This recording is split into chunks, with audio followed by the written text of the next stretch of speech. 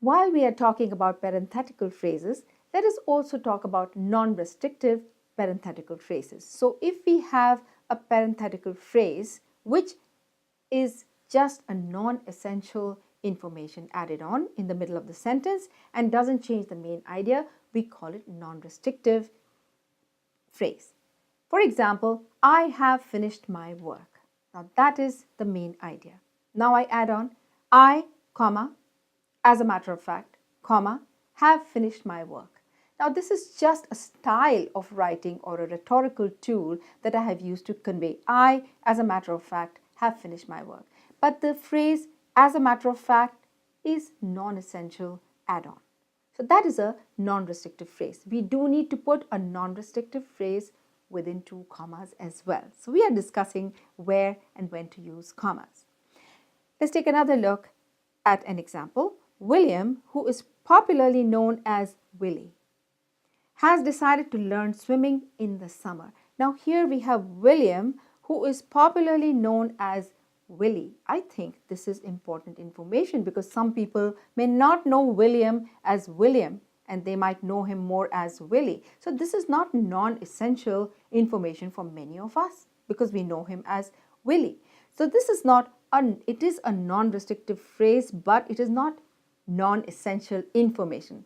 So sometimes the parenthetical phrase and the non-restrictive phrase become confusing. Somewhere we find non-restrictive phrase, some places we find parenthetical phrase. I would say the non-restrictive phrase is a type of a parenthetical phrase that does not add any essential information. Now let's talk about another use of the comma. Restrictive pronouns. Relative pronouns are used to connect a clause or phrase to a noun or pronoun. And these relative pronouns are that, who, which, whichever, whom, whoever, whomever. So these are relative pronouns. Let me take a small example to explain this. So, I, who normally don't finish my work in time, comma, have finished my work this time. So I'm going to write this down. I, comma, who normally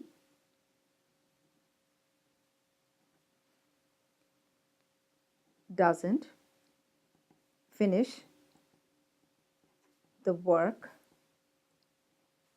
in time, comma, have finished this time. I'm just writing it in short. Have finished the work this time. Now let's read this sentence through again. I, who normally doesn't finish the work in time. So here I is the subject and the who is actually describing the I, but it is known as a relative pronoun.